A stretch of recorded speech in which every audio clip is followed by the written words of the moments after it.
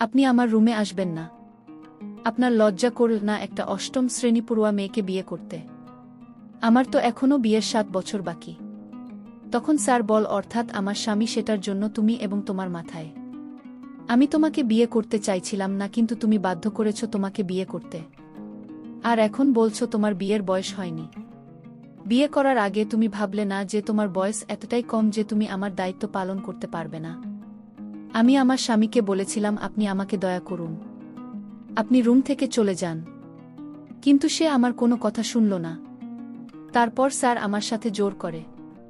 আমি ভাবতেই পারছি না একজন শিক্ষক কি করে একজন পশু হতে পারে। বাকিটা গল্পতে শোনা যাক। 1 বছর ধরে আমাকে অষ্টম শ্রেণীর দায়িত্ব দেওয়া হয়। অষ্টম শ্রেণীতে 40 জন শিশু পড়ত। ছেলে ও ভাই আমাদের স্কুলে পড়ত। আমাদের স্কুলে এসএসসি পর্যন্ত ছিল। আমি শিশুদের খুব সুন্দর করে পড়াতাম। আমি কখনো বাচ্চাদের উপর রাগ করতাম না। আমি সবসময় বাচ্চাদের বুঝিয়ে শেখাতাম। এজন্য তারা আমাকে তাদের প্রিয় শিক্ষক হিসেবে মানতে শুরু করে। একদিন আমি যখন ক্লাসে বাচ্চাদের পড়াচ্ছিলাম, তখন একটা মেয়ে আমার কাছে এল। 17 বছর বয়সী এবং অষ্টম শ্রেণীর ছাত্রী ছিল।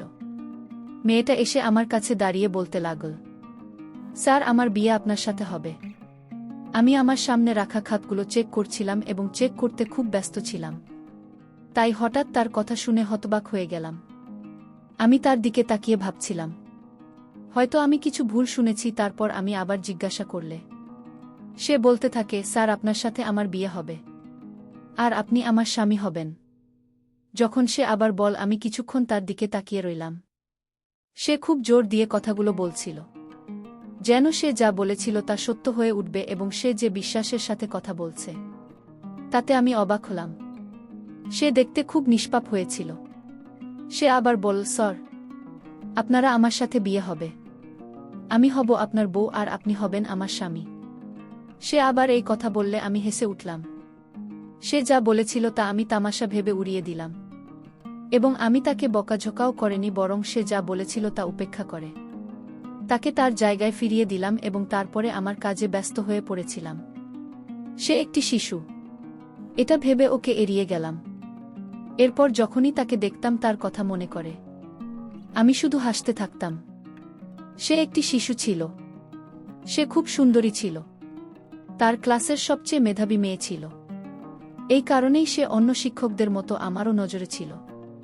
আমার শিক্ষার একটি নীতি হল, আমি সকল শিশুকে একই দৃষ্টিকোণ থেকে দেখি এবং সবার সাথে সমান আচরণ করি। আমি নিজেও এমন সময় পার করেছি বলে তার বুদ্ধিমত্তা ছাড়া তাকে অন্য শিশুদের সাথে আমি তুলনা করি না। এবং আমি জানি শিক্ষকরা যখন কাউকে ফেভারিট করে তখন খুব খারাপ লাগে। সেজন্য আমি সবসময় চেষ্টা করতাম এ বিষয়ে মনোযোগ না দিতে। আমি মেয়েটির কথা উপেক্ষা করেছিলাম। এই দেশে একটি শিশু এবং সে যা বলেছে তার গুরুত্ব সহকারে নেওয়া দরকার নেই। তবে আমি অবশ্যই তার শিশুসুলভ কথা এনজয় করেছি। আমি ছুটির সময় স্কুল থেকে বেরোলাম যাতে আমি তাড়াতাড়ি বাড়ি পৌঁছে বিশ্রাম নিতে পারি। কিছুক্ষণ পর বাড়িতে পৌঁছলাম। ফ্রেশ হয়ে আমি আমার খাবার খেয়ে নিলাম। তারপর আরাম করে খেয়ে রুমে গিয়ে শুয়ে পড়লাম। আমি চোখ বন্ধ করেছিলাম, এমন সময় হঠাৎ আমার রুমের দরজা খুলে কেউ একজন ঢুকল। দরজা খোলার শব্দে চোখ খুললাম। চোখ খুলে দেখলাম মা আসছে। মাকে দেখে আমি সোজা হয়ে বসলাম আর উনি এসে আমার সামনে বসলেন। মাকে জিজ্ঞেস করলাম, কি হয়েছে মা, তুমি বিশ্রাম নিচ্ছিলেন না? আমার প্রশ্ন শুনে মা হাসতে লাগলেন আর বললেন, হ্যাঁ, তবে তোর সাথে আমার কিছু গুরুত্বপূর্ণ কথা বলার ছিল, তাই তো রুমে এসেছি। মায়ের কথা শুনে আমি ভাবলাম যে মা আমার সাথে কি এমন গুরুত্বপূর্ণ কথা বলতে চাইছিল। মা আমার সাথে কথা বলতে আমার ঘরে এসেছে। আমি তাকে বললাম, তুমি আমার সাথে কথা বলতে চাও, বলো। আমি খুব চিন্তায় পড়ে গেলাম এবং মা আবার হাসতে লাগল। মা আমাকে বলতে লাগল, হ্যাঁ, তোর সাথে আমার একটা গুরুত্বপূর্ণ কথা আছে এবং আমি এখন তোর সাথে কথা বলতে চাই, কারণ তোর বাবা তোর উত্তর জানতে চায়। এবার মায়ের কথা শুনে আমি আরও বিভ্রান্ত হয়ে গেলাম এবং একই বিভ্রান্তিতে আমার মায়ের দিকে তাকালাম। মা বলল, আসলে এখন আমরা তোর বিয়ে দিতে চাই। তোর বিয়ের বয়স হয়েছে, তাই তোর জন্য একটা মেয়ে খুঁজেছি।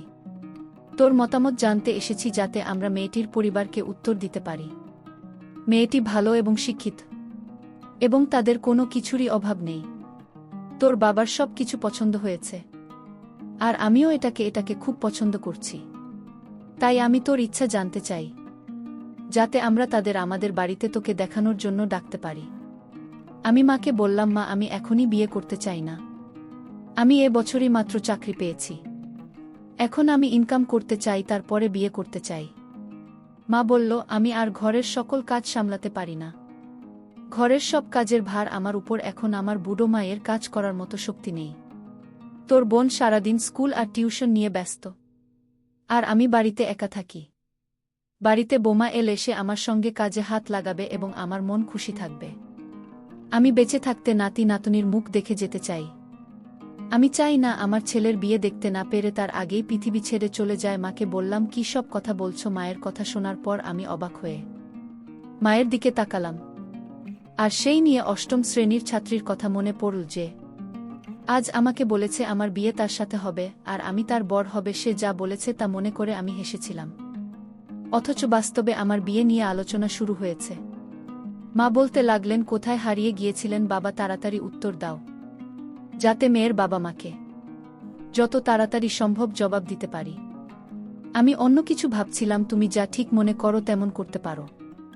আমি আমার বাবা মাকে খুব ভালোবাসতাম এবং তাদের সিদ্ধান্তে খুব খুশি ছিলাম। আমি বলেছিলাম যে তুমি আমার জন্য যা সিদ্ধান্ত নেবে আমি তাতে রাজি। আমি জানতাম যে আমার বাবা মা কখনোই আমার জন্য ভুল সিদ্ধান্ত নেবেন না। তাই আমি আমার বাবা মায়ের প্রতিটি সিদ্ধান্তকে সম্মান করতাম। মা আমার সিদ্ধান্ত শুনে খুব খুশি হলেন এবং আমাকে অনেক আশীর্বাদ করলেন এবং তার ঘরে চলে গেলেন। তারা আমাকে বললেন, ঘুমোতে খুব ভোরে উঠে তোমাকে স্কুলে যেতে হয়। মায়ের কথা ভেবে ঘুমানোর চেষ্টা করতে লাগলাম। আমি আমার বাবা মায়ের বড় ছেলে ছিলাম, তাই বাড়ির সবাই আমাকে সবচেয়ে বেশি ভালোবাসতেন। আমার ছোট্ট ভাই বোনেরা আমাকে অনেক সম্মান করত। আমি যে স্কুলে চাকরি করতাম সেই স্কুলে আমার ভাই বোনকে ভর্তি করিয়েছিলাম। প্রথম দিকে আমি আমার শখের জন্য শুরু করি, যদিও আমি অন্য কিছু কাজ করতে চেয়েছিলাম, কিন্তু আপাতত এটাই যথেষ্ট ছিল। ভেবেছিলাম যদি কখনো ভালো চাকরি পেয়ে যাই তখন চলছে সেই কাজে লেগে যাবে। কিন্তু তারপরও আমাদের বাড়িতে কোনো ধরনের অভাব ছিল না। আমার বাবার আমার রোজগারের সংসারটা ভালোই চলছিল। আমি স্কুলে কাজ শুরু করার পর 1 বছর হয়ে গেছে। আমার সামর্থ্য দিয়েই চাকরি পেয়েছি বলে আমার বাবা আমার চাকরি নিয়ে খুব খুশি ছিলেন। আমি খুব মেধাবী ছিলাম, সেজন্য স্কুলের লোকজন আমার বেতন তাড়াতাড়ি বাড়িয়ে দেয়। আমি খুব ভালো করে বাচ্চাদের পড়াতাম। আমি কখনোই বাচ্চাদের সাথে খারাপ শব্দ ব্যবহার করিনি এবং স্কুলের সবাই আমাকে অনেক সম্মান করত এবং আমার বাবা মা জন্য খুশি ছিলেন যে আমি দায়িত্ব বুঝতে শিখেছি। আমার দায়িত্ব ছিল অষ্টম শ্রেণীতে পড়ানোর। আমাকে তো তাদের পড়াতে হবে এবং আমি কোনো সংকট ছাড়াই এই দায়িত্ব নিয়েছিলাম। আমি পড়ানো বিষয়ে আগ্রহী ছিলাম। এখন আমি অষ্টম শ্রেণীর স্থায়ী শিক্ষক হয়েছি এবং শিশু শ্রেণীর বাচ্চাদের পড়াতাম না। এরা আবার আমার কাছে এসে আমার সাথে বিয়ের ব্যাপারে খুব জোরালো সুরে কথা বলতে লাগল। আমি আবার তার কথায় হেসে ফেললাম। ভাবলাম সে বাচ্চা শিশুরা প্রায় এমন কথা বলে। আমি বিয়ে করার জন্য আমার বাবা মাকে হ্যাঁ বলে দিয়েছিলাম এবং আমার উত্তরে মেয়েপক্ষের বাবা মায়ের কাছে পৌঁছে গিয়েছিল। মা বলল, কয়েকদিন পর মেয়েটির পরিবার আমাকে দেখতে আমার বাড়িতে আসবে। তাতে আমি রাজি হয়েছি। আবার আমি যখন স্কুলের অষ্টম শ্রেণীর বাচ্চাদের পড়াতেন ছিলাম, তখন হঠাৎ আবার সেই মেয়েরা আমার কাছে এসে বলতে লাগল, স্যার, আপনার বিয়ে আমার সাথে হবে এবং আপনি আমার স্বামী হবেন। তার কাছ থেকে আবারও একই কথা শুনে কিছুটা অবাক হলাম, কিন্তু আমি আবার হাসলাম এবং তার কথাগুলো হেসে উড়িয়ে দিলাম।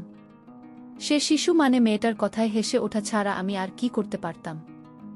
আজ ওর কথায় হাসতে হাসতে ওর কথাটা আরেকবার ইগনোর করলাম। আমি অন্য বাচ্চাদের সাথে ব্যস্ত হয়ে পড়লে এই জিনিসগুলি আমি মন থেকে ভুলে গেলাম। কিন্তু আগামী কয়েকদিনের মধ্যেই স্পষ্ট হয়ে গেল সে তার কথায় কতটা বিশ্বাস ছিল, কারণ সে প্রতিদিনই আমার কাছে আসত এবং একই কথা বলত যে তোমার বিয়ে আমার সাথে হবে এবং তুমি আমার স্বামী হবে। শুরুতে আমি তার কথা শুনে হাসতাম এবং তা নিয়ে মজা করতাম, কিন্তু কতদিন আমি এটা করতে পারতাম, কারণ এখন শব্দের সীমা ছাড়িয়ে গেছে এবং এটা আমার সাধ্যের বাইরে চলে গেছে এবং আমার মনে হয়েছিল যে কোনোদিন আমি তার উপর রাগ দেখিয়ে ফেলব। আমি বুঝতে পারিনি যে সে আমাকে প্রতিদিন বিরক্ত করছে সে এমন করত এবং তাও কোনো কারণ ছাড়াই। একদিন তাকে ভালো করে বুঝিয়ে দিয়েছিলাম যে সে যেন এভাবে কথা না বলে, কিন্তু সে তখনও বুঝতে পারেনি। সে আবার একই কর্ম পুনরাবৃত্তি করেছিল। এবার তার কথায় আমি আরও বিরক্ত হয়ে গেলাম। কিভাবে এই শিশুটিকে এসব কথা থেকে দূরে রাখা যায়, তার প্রশ্নের কোনো সমাধান আমি পেলাম না। আমি আমার স্কুলের অন্য শিক্ষকদের যেটা বলতে পারিনি, কারণ আমি জানতাম আমার কথা শুনে তারা বলবে ও বাচ্চা, তার কথাকে উপেক্ষা করো। যদিও আমি তাকে ছোট ভেবে তার কথাগুলিকে উপেক্ষা করতে পারিনি। এবং আমি খুব বিরক্ত ছিলাম, কারণ সে প্রতিদিন একই কথা বলছিল। সেদিনও চেয়ারে বসে আমি যখন ক্লাস এর বাচ্চাদের পড়াচ্ছিলাম, তখন সে আমার কাছে এসে আমার কাছে একই কথা বলা শুরু করল। সে প্রতিদিনই কথা বলতো এবং আমি এটা সহ্য করতে পারছিলাম না। এবং আমার তার উপর খুব রাগ ছিল। ওদিক এসে আমার সামনে নিষ্পাপ মুখে দাঁড়িয়েছিল। প্রথমে তাকে ভালোবেসে বুঝিয়েছিল বাচ্চারা এমন কথা বলে না, কিন্তু তারপরেও সেই একই কথা বলেছিল, যেটা সে সবসময় বলতো। এবার আমি আরও বিরক্ত হয়ে গেলাম। আমি ওকে ধমক দিয়ে বললাম তাহলে ওর বাবাকে স্কুলে নিয়ে আসতে। আমি তাকে রাগ দেখিয়ে বললে সে বলতে শুরু করে, স্যার, আমার বাবা স্কুলে আসতে পারবে না। আমি তার বাবাকে স্কুলে ডাকতে চেয়েছিলাম, যাতে আমি তার সমস্ত কাজকর্ম সম্পর্কে বলতে পারি এবং সে তার মেয়েকে বোঝাতে পারে যে বাচ্চারা এভাবে কথা বললে ভাল লাগে না। আমি তাকে বোঝাতে হয়তো সে বোঝেনি, তবে সে অবশ্যই তার বাবার কথা মানবে। খুব নিষ্পাপ মুখে এ কথা বললেও আমি বললাম তিনি আসতে পারবেন না কেন, সেটা বলাতে আমার খুব রাগ হলো। কিন্তু কোনো রকমের রাগ কন্ট্রোল করে অনেক নরমভাবে তাকে জিজ্ঞাসা করলাম, তোমার বাবা স্কুলে আসতে পারবে না কারণ? সুমাইয়া বলল, স্যার, আমার বাবা পঙ্গু, 2 পা দিয়ে হাঁটতে পারে না। আপনি আমাদের বাড়িতে গিয়ে তার সাথে দেখা করুন। শিশুটি খুব শান্ত স্বভাবের বলছিল। আমি অবাক হলাম যে তার বাবা পঙ্গু। আমার তো বিশ্বাস হচ্ছিল না। কিন্তু মেয়েটি 8ম শ্রেণীতে পড়ে। তার মেয়েটা এতটাই ছোট ছিল না যে এত বড় মিথ্যে বলবে। তার বাবা নিশ্চয়ই পঙ্গু ছিলেন, সেই কারণেই মেয়েটি এমন কথা বলছিল। ওর কথা শুনে আমি অবাক হলাম, কারণ আমি ঠিক করে নিয়েছিলাম ওর বাড়িতে গিয়ে ওর বাবার সাথে দেখা করব। তার স্কুলের পর ওর বাড়িতে যাব। স্কুল শেষ হওয়ার পর আমি গুরুত্বপূর্ণ কাগজপত্র ফাইল তুলে নিয়ে স্কুল থেকে বেরিয়ে গেলাম। সেই মেয়ে সুমাইয়া আমার সাথে ছিল, কারণ আমার সাথে সেই মেয়েটিও মনে ছিল যে আমি তার বাড়িতে তার অসহায় বাবার সঙ্গে দেখা করতে যাব। অনেকগুলি রাস্তা দিয়ে যেতে যেতে অনেক দেরি হয়ে গিয়েছিল। প্রায় 20 মিনিট পরে আমরা তার বাড়িতে পৌঁছলাম। সেটি খুব বড় না হলেও একটা ছোট পুরনো বাড়ি ছিল। তারপর সেই মেয়েটার সাথে ঘরে ঢুকলাম। বাড়ির দেওয়ালগুলো দেখতে খুবই অদ্ভুত এবং পুরনো টাইপের। বাড়িটা দেখতে একটা ভুতুড়ে মুভি টাইপের বাড়ি, যা দেখে আমি একটু চিন্তিত হয়েছিলাম। কিন্তু তারপর সাহস সঞ্চয় করে তার বাবাকে দেখতে গেলাম, কিন্তু বাড়ির কোথাও তাকে দেখা যাচ্ছিল না। এক ঘর থেকে অন্য ঘরে এবং তারপর উঠোনে, রান্নাঘরের পুরো বাড়ি উকি দেওয়ার পরেও আমি তার বাবা মাকে ঘরে দেখতে পেলাম না। ওরা বলছিল তার বাবা অসহায়।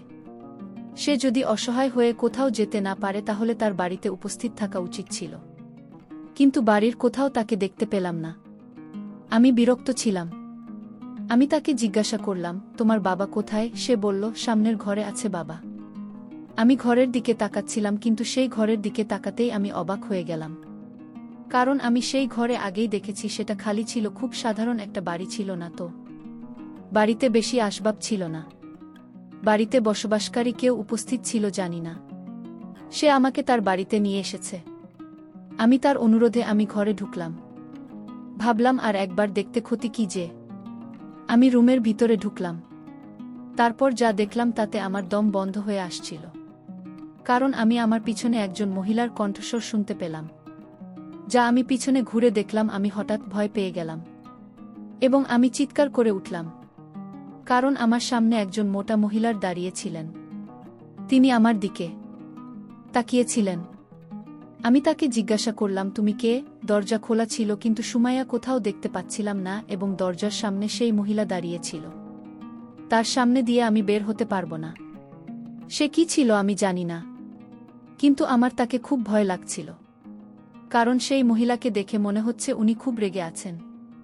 আমি যেসব সম্পর্কে চিন্তা করছিলাম, মহিলা বলল, আমি সুমাইয়ার মা, আর এখন তুমি নাকি তাকে বিয়ে করতে যাচ্ছে। এই কথাটা বলতে আমার চোখ বড় বড় হয়ে ওঠে। আমি জোরে চিৎকার করে বললাম, কি রকম বাজে কথা বলছেন? তখন সেই মহিলা রাগে ভরা চোখ নিয়ে বল, গলা নিচু করে কথা বলো আর বল, চল এখন তোমার বিয়ের আয়োজন হবে। আমি বললাম, আপনি একজন মহিলা এবং আমি আপনাকে সম্মান করি। আপনি কিভাবে আপনার 13 বছরের মেয়েকে আমার সাথে জোর করে বিয়ে দিতে পারেন? কোথায় 17 বছর বয়সী আর কোথায় আমি একজন 25 বছর বয়সী যুবক? তারপর তারা আমাকে ভুলিয়ে ভালিয়ে এই 13 বছর বয়সী মেয়ের সাথে বিয়ে দিয়ে দিল। আমি যখন বাসর ঘরে ঢুকলাম তখন মেয়েটি বলল, আপনি আমার রুমে আসবেন না। আমার বিয়ের বয়স হয়নি। কিন্তু এতে আমার করার কিছু ছিল না, কারণ আমার মা বাবা আপনার সাথে বিয়ে দিতে আমাকে বাধ্য করেছে। আপনি 3 বছর আমার রুমে আসবেন না। আমি বললাম, এটা আবার কেমন কথা? বিয়ে করেছ আমায় আর বলছো 3 বছর পর তোমার রুমে আসব। তাহলে কেন এত আগে আমায় বিয়ে করলে? সুমাইজা তখন উত্তর দিল, আমি বিয়ে করেছি ঠিকই, কিন্তু আপনি আপনার জায়গায় থাকুন। আমার জায়গায় আসার চেষ্টা করবেন না, কারণ আমার বয়স তো অনেক কম। আমি বললাম, আমি তোমার কোনো কথাই শুনব না। আমার যা করার আমি করব। সুমাইয়া বলল, এটা কিন্তু বাড়াবাড়ি হচ্ছে। ভালো হবে না কিন্তু। আমি মাত্র ক্লাস 8-এ পড়ি। তারপর আমার স্বামী আমার কোনো কথাই শুনল না, তার নিজের মতো করে আমাকে। আমি তার এসব আচরণ সহ্য করতে পারছিলাম না। আমি বলছিলাম, আমার কিন্তু সহজে হচ্ছে না, আমাকে দয়া করুন। সে আমাকে কোনোভাবেই দয়া করল না, বরং আমার সকল দামি সম্পদগুলো কেড়ে নিল। প্রিয় বন্ধুরা, গল্পটি ভালো লাগলে অবশ্যই কমেন্ট করে জানাবেন। আর নিয়মিত এমন আলাদা স্বাদের গল্প শুনতে ভিডিওটিতে লাইক এবং চ্যানেলটিকে সাবস্ক্রাইব করে সাথেই থাকুন। আর হ্যাঁ, নোটিফিকেশন বেলটি অল করে রাখবেন, যাতে পরবর্তী গল্প সবার প্রথমে আপনাদের কাছে পৌঁছে যায়। ধন্যবাদ বন্ধুরা, ধন্যবাদ সবাইকে।